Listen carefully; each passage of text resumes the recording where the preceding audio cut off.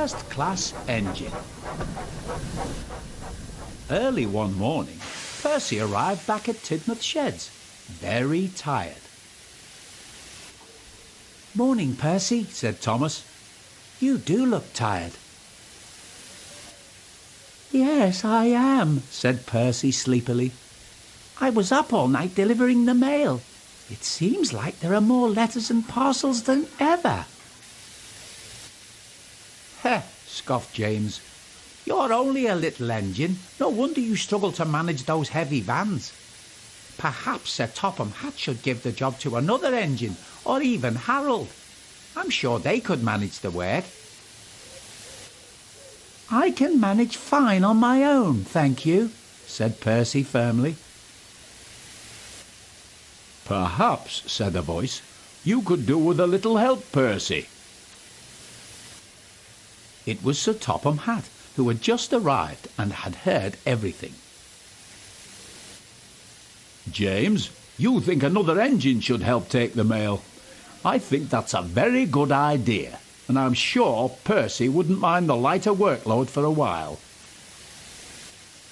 Percy was pleased, and James looked smug. That was until Sir Topham Hatt continued. "I'm assigning both you and Percy to tonight's mail run.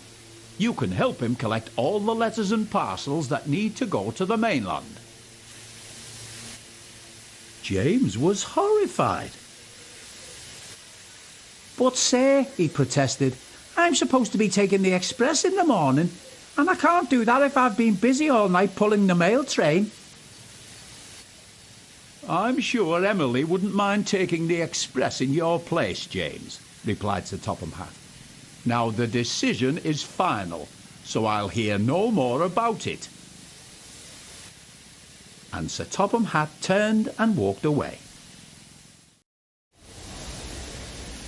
Later that night, James and Percy had collected their mail vans and were waiting for them to be loaded at Knapford Station. Percy was trying to explain to James what he had to do, but James was taking no notice. "James, you must remember to collect all the bags of mail at each station," explained Percy.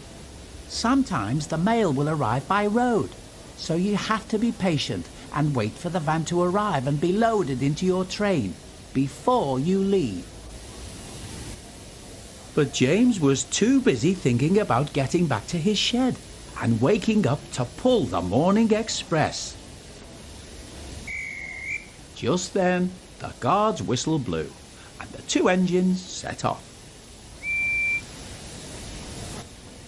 "Good luck, James," said Percy. "I'll manage fine, thank you," James grumbled. Silly Percy, thinking I can't manage a few bags of mail. It can't be that difficult.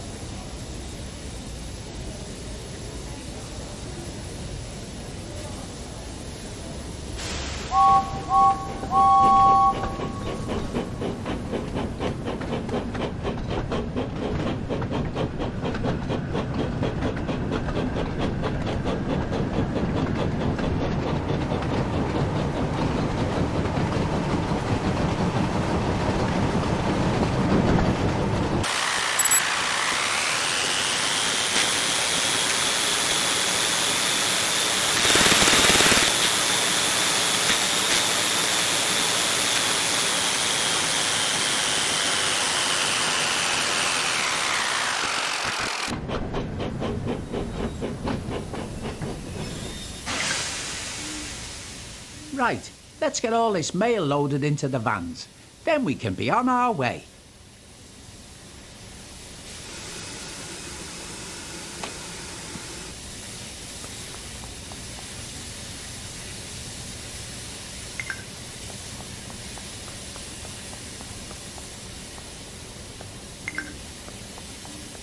That's all the mail from this station.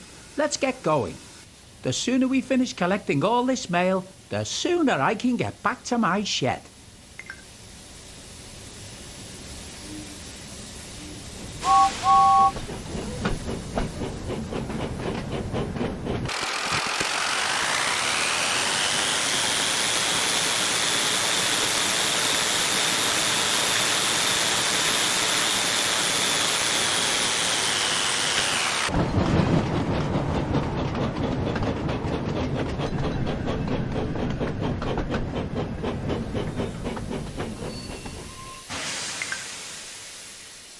It looks like the station master is waiting for us. "Hello, James," said the station master. "Some of the mail arriving by road has been delayed, so you'll need to wait for it to arrive. In the meantime, here is the rest of the mail for you." Bother, muttered James. This is sure to make me late now.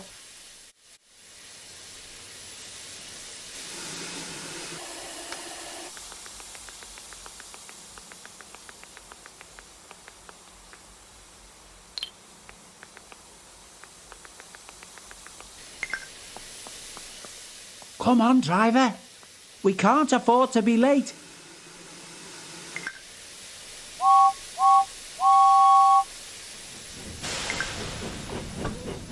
"Wait, James, wait!" called the station master. But James didn't stop.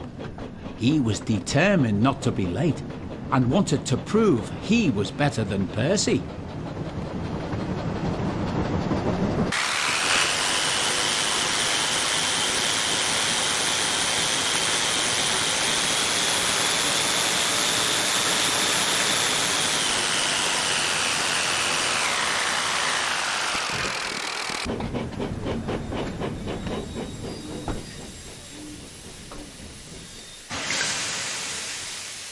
As James arrived at Marron Station, the station master ran up to him looking rather upset. "James," he said, "I've had a phone call from the station master at Wellsworth, and he tells me that you didn't wait for the mail to arrive by road." James felt foolish. "Now," continued the station master, "we have arranged for the mail to be brought here. So please, can you wait for it to arrive? It's vital that this important mail reaches its destination on time." This time, James listened carefully, and suddenly an idea came to him. If I deliver all the important mail, he thought, then I'm sure that Sir Topham Hatt will say I'm really useful. Maybe even more useful than Percy. "Don't worry, sir," said James to the station master. "I promise I'll wait for the mail to arrive and make sure it gets to the mainland in time." "That's a good engine," smiled the station master. "The mail won't be long now, so you'll soon be on your way again." So James waited for the mail to arrive.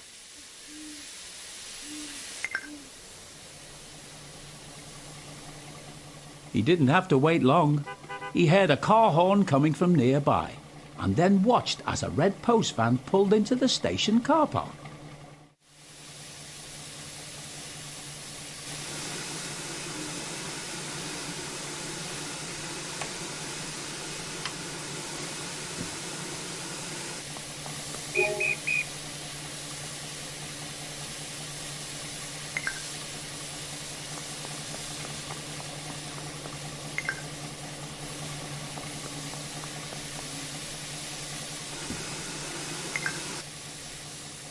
Soon the important mail was loaded, and James puffed quickly away. He was determined to make up for lost time, but was even more determined to prove that he could be as patient as Percy.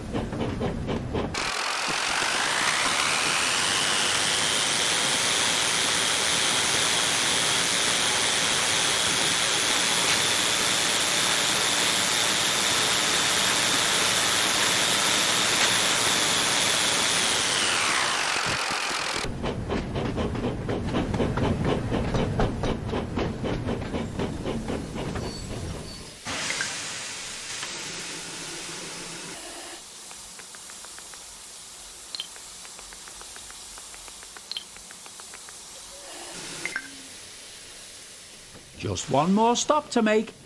Then we are finished for the night.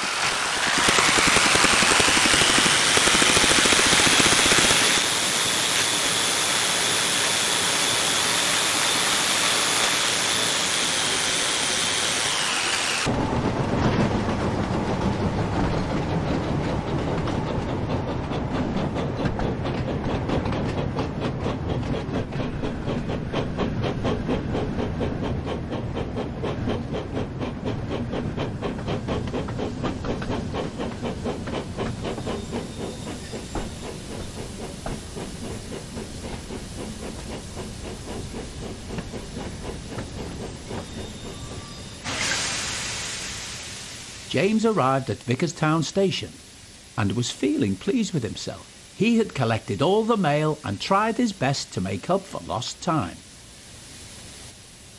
Percy was already there waiting for him, and so was Sir Topham Hatt.